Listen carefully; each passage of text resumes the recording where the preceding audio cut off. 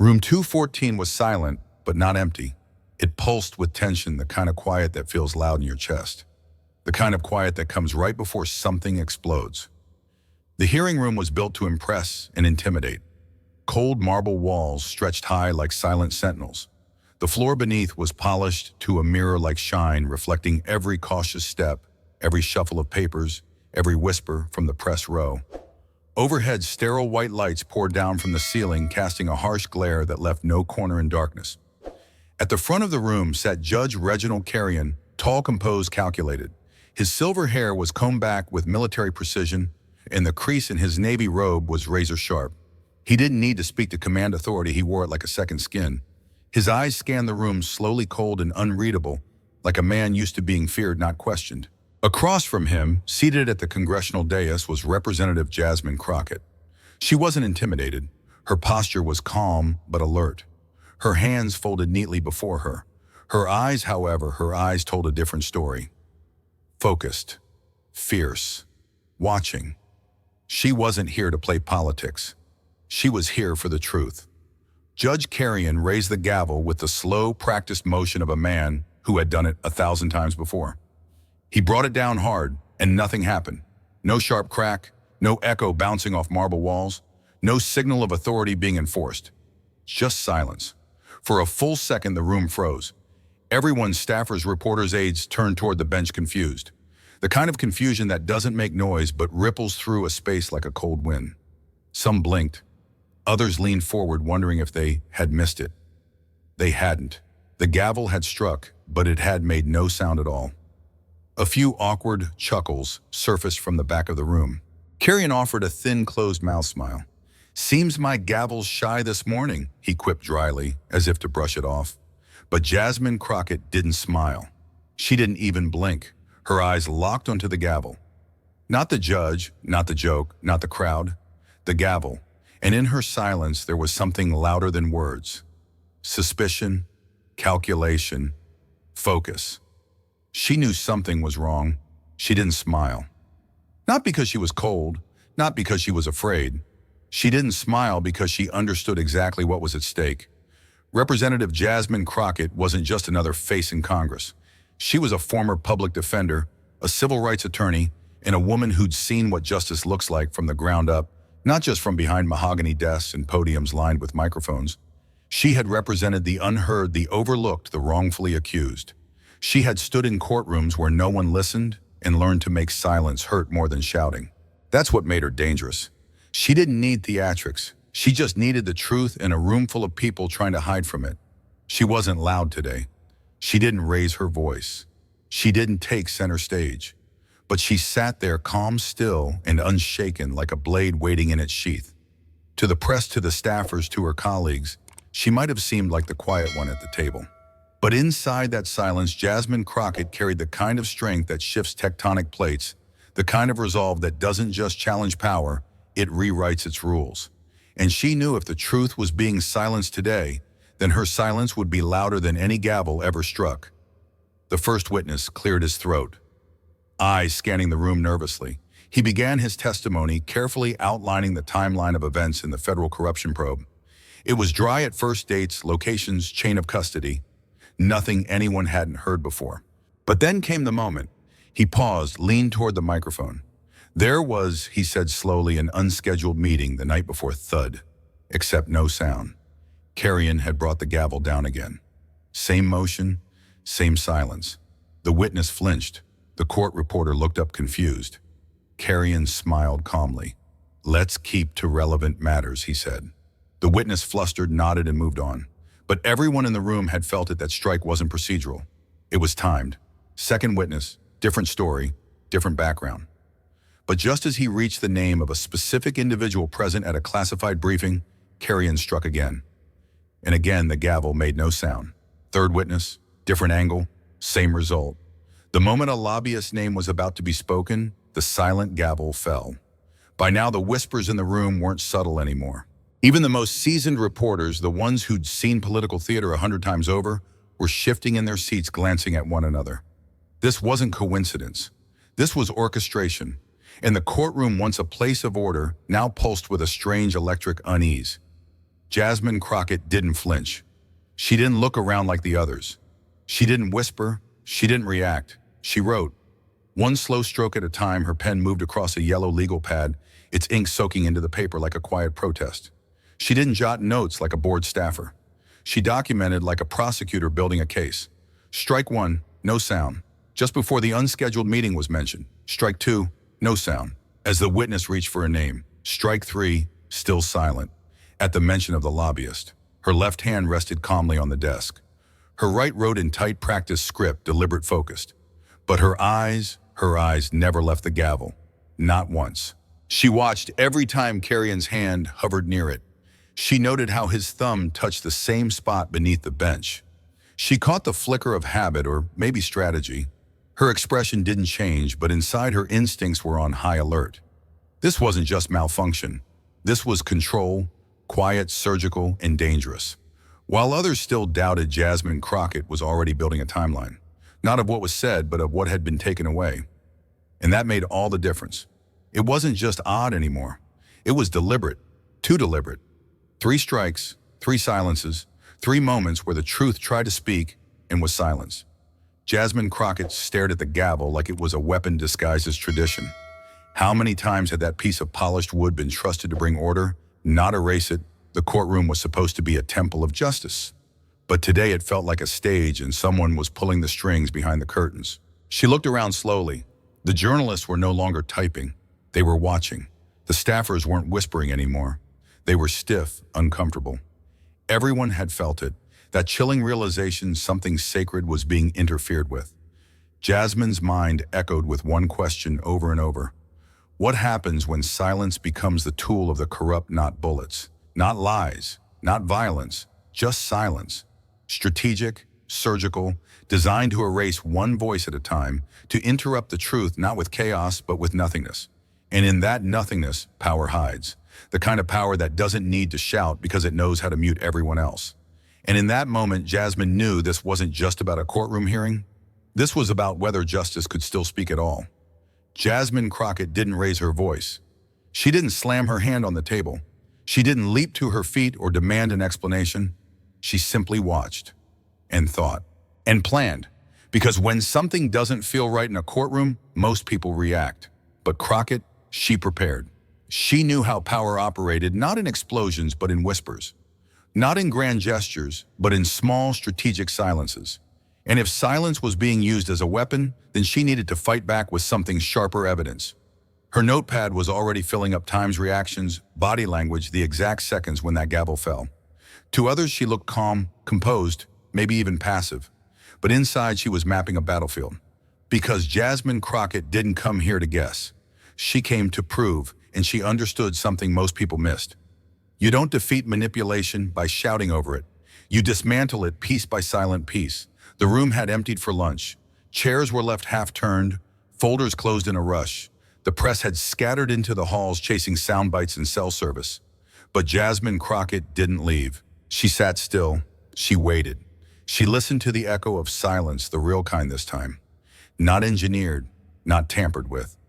Just silence. It told her something that testimony couldn't. She rose slowly, each step toward the bench echoed a little louder than the one before. Her heels clicked against the marble like a countdown. She didn't touch the gavel. Not yet, but she stood inches from it, close enough to see what most had missed. The head of the gavel, polished, rounded, ordinary, had a faint seam. A subtle, almost invisible line circling the wood. It wasn't decorative. It was a divide, a split. And in that seam, she saw the truth hiding in plain sight. She didn't need to pry it open to know this gavel wasn't just silent. It was hiding something. Jasmine didn't speak. She didn't need to, because the words echoed inside her skull louder than any gavel ever could. A gavel doesn't go silent unless someone makes it. It wasn't a glitch. It wasn't a mechanical fluke. And it sure as hell wasn't coincidence. It was design, intention, control. She stared at that faint seam near the head of the gavel, a seam no ordinary courtroom tool would ever have. And in that tiny imperfection, she saw everything. If Kerrion could silence a gavel, he could silence a moment. If he could silence a moment, he could erase a name. And if he could erase a name, he could bury the truth. Her heart didn't race. Her hands didn't shake. Because Crockett wasn't afraid. She was ready, ready to follow that silence back to its source, ready to make sure every word it had stolen would be heard. He walked back into the room like he owned it, but his eyes betrayed him. Judge Reginald Kerrion's steps were steady, too steady. His shoulders straight, too straight. The kind of posture that screams, "Look at me. I'm still in control." But the room felt different now, and so did he. This wasn't the same chamber he entered that morning. Something had shifted not in the architecture, but in the atmosphere. Power no longer sat with him, it circled him. Watching, waiting. He gripped the bench just a little tighter than before. His fingers lingered longer over the gavel. His glance toward the gallery was sharper, quicker, because he knew. Someone had noticed. Someone, perhaps the only person bold enough, had started to connect the dots. And that person wasn't loud. She wasn't combative. She was watching like a hunter with all the time in the world, Jasmine Crockett. Kerrion could feel her gaze before he even saw her, not piercing, dissecting, not accusing, analyzing. Like a surgeon preparing for the first cut, he straightened his back, adjusted his robe. He nodded to the committee chair, smiled at the press, the old mask slipping back into place. But deep beneath the surface, the tremor had begun. Not in his hands, in his certainty. Because when the game is rigged, you can always spot the moment the cheater realizes he's been caught. No words, no motion. Just a pause suspended in tension. Judge Kerrion looked up from his papers. Jasmine Crockett didn't blink. The air shifted not from sound, but from presence. For a full 5 seconds, the courtroom froze. Not one pen scratched. Not one camera clicked. Even the ceiling lights seemed to dim. Two eyes locked, two worlds collided, and in that stillness, Crockett didn't need to speak. "He knows I know," she thought. The fear wasn't in his hands, it was in his pupils. Dilated, darting. He tried to look past her. She didn't budge, because truth doesn't flinch, and lies always blink first. The courtroom had returned to its rhythm. Gavel strikes, paper shuffles, witnesses entering and exiting with well-rehearsed nerves. But underneath the routine, something trembled. There was a tension in the walls. A charge in the air like the moment before lightning touches ground. Crockett felt it. Kerrion felt it. But neither moved. A staffer dropped a pen. Someone in the gallery coughed. Insignificant sounds. But in this moment they felt loud. Because the truth was crawling up the walls of this courtroom, scratching, pushing, begging to break through. And the twist, it wasn't just that Kerrion's silence was manufactured. It wasn't just the gavel. It was what that silence was protecting. Crockett looked down at her notes and realized something wasn't adding up. Not just in words and time. Her eyes widened. "Oh my God, it's been edited," she whispered. "Not the testimonies, the transcripts." Jasmine Crockett stood. Her voice was calm but carried like a crack of thunder. "Mr. Chairman, may I request a demonstration?" The room stilled again. Eyes turned toward her, curious. Camera zoomed in. "Could a fellow member please strike the gavel?" Senator Rayburn, skeptical but cooperative, nodded. He reached for the gavel, same one Kerrion had used all morning. Raised it, struck the bench. Nothing. Not a sound. Just the dull thud of silence. A wave of whispers rushed through the chamber. Crockett didn't flinch. She stepped forward. "May I?" She picked up the gavel with both hands, gently, almost reverently. Then with the precision of a surgeon, she unscrewed the head. Gasps echoed. Inside the hollowed-out head of the gavel was a thin layer of acoustic dampening gel, and nestled deeper inside a miniature audio chip. Not just silencing sound, but recording everything. Crockett turned to face the room, eyes burning with fire. This is not justice. This is manipulation. The room hadn't settled since the gavel reveal. Reporters were texting furiously. Aide staff whispered behind folders. Senators looked exposed. Then Crockett struck again. "Chairman, I move to introduce 3 pieces of supplemental evidence," she said. 3 screens lit up behind her. Exhibit A, an internal email. Date stamped 3 days before the hearing.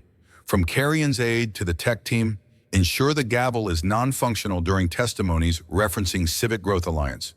No exceptions. The words hung in the air like smoke. Exhibit B, a private legal contract, signed by Kerrion himself, undisclosed to the committee.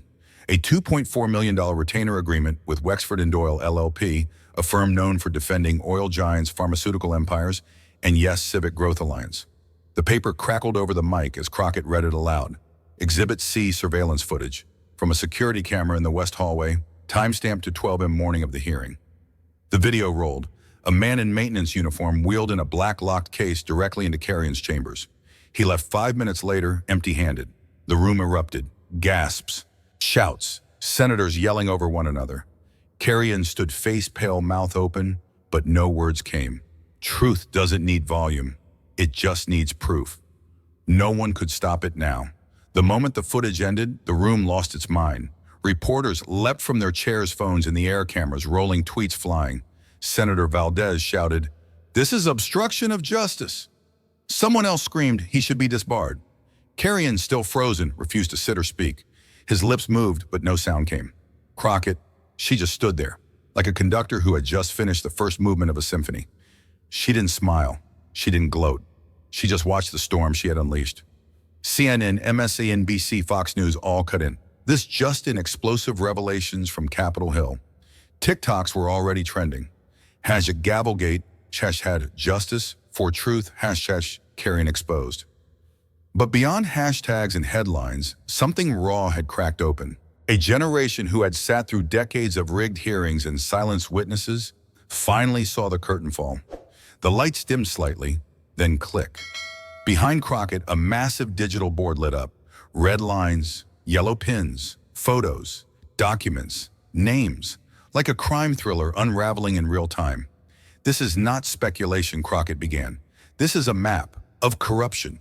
She pointed to the left column, Case 1, December 2023 pharmaceutical merger, blocked by FTC, overturned by Kerrion. Firm involved Wexford and Doyle.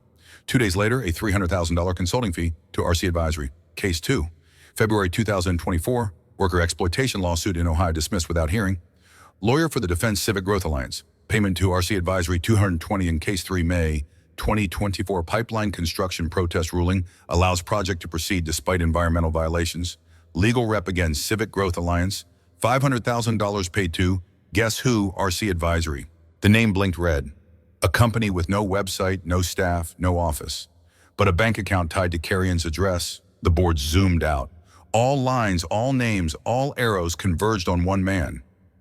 This isn't just a judge. This is a broker in robes. The board dimmed. The room was silent. A silence no gavel could control now. Crockett stepped forward, holding a final sheet of paper. This, she said, lifting it, is the final nail. It was an internal memo, timestamped 10:34 a.m. the morning of the hearing, sent from Kerrion's personal assistant to courtroom tech staff. Per the judge's directive, disable gavel audio output during any testimony referencing Civic Growth Alliance or RC Advisory. Direct order, direct time, direct motive. Crockett stared at Kerrion across the room. "This is not coincidence," she said, voice low but cutting. "This is control." Kerrion, hands gripping the table, tried to speak. He shook his head faintly. "No," he mouthed. But his voice didn't come. The man who silenced others was now trapped in his own silence. No shuffling papers. No whispered side conversations. No polite coughs to break the tension. The entire chamber was still. They had seen the lines. They had heard the proof. They had watched the judge, once untouchable, stripped bare. And now there was no escape. Not for Kerrion, not for anyone who had turned their head while justice was sold in plain sight. On the dais, Senator Lewis, a man known for never backing down, sat, frozen eyes locked on the board, as if it were a mirror reflecting his own compromises. In that moment, Congress was not divided by party lines. It was divided between those who could live with this truth and those who could not. Crockett didn't push further. She didn't need to, because the silence itself had become the verdict. From the side table, an aide stepped forward, holding a small wooden box. Inside, a brand new gavel. Solid oak. Untouched. Pure. Crockett took it in her hands. She walked to the bench, and without a word, she placed it in front of Kerrion. His jaw tightened. His hand hesitated. But the cameras were on. The nation was watching. Slowly, almost unwillingly, he lifted the gavel and struck. Crack. The sound ripped through the chamber, sharp, undeniable, alive. It bounced off the marble walls, carried through the microphones, and reached every corner of the country. Crockett's voice cut through the ringing echo. That's what justice sounds like. Cold, precise, unforgiving. The strike echoed far beyond the marble walls. It spilled into living rooms, cafes, and office break rooms. It played on every news channel, looped endlessly on social media, replayed on radio shows coast to coast. Hashtag Sound of Justice, the hashtag was born within minutes. By nightfall, it had been shared millions of times. Videos of Crockett's cold, unshaken face as she declared, "That's what justice sounds like," became a rallying cry. In small towns and big cities, people saw themselves in her, someone willing to stand up even when the odds were impossible. Veterans, teachers, single parents, factory workers, they wrote, "She spoke for us. We've been silent too long." The sound of that gavel was no longer just about one case. It was about every voice that had been muted. And now the country was ready to speak. The heavy doors of the Capitol swung open. Crockett stepped into the sunlight, the cold marble steps stretching before her. The air was different now, charged alive as if the whole city had been holding its breath until this very moment. She didn't stop for interviews. She didn't raise her voice. She didn't need to. Behind her, the echo of the gavel still lingered in the minds of millions. Screens across the nation replayed her final words. "When justice is silenced, we must make it roar." The crowd outside didn't cheer. They stood in reverent silence as if witnessing the birth of something bigger than politics. Because they knew this wasn't just her fight anymore. And as Crockett walked down those steps, the truth walked with her. Unshakable. Unstoppable. In life, there will always be moments when truth is pushed into the shadows, when those in power try to muffle the voices that threaten their control. But silence is not the end unless we allow it to be. Courage is not always loud. Sometimes it's the quiet persistence of someone who refuses to look away, who gathers the facts and waits for the right moment to strike. And when that moment comes, we must be ready to speak or act in a way that cannot be ignored. If this story moved you, if it reminded you that justice is worth fighting for, then don't let this be the last time you hear the truth. Hit that subscribe button, turn on the notification bell, and join us because together we can make sure the sound of justice never fades.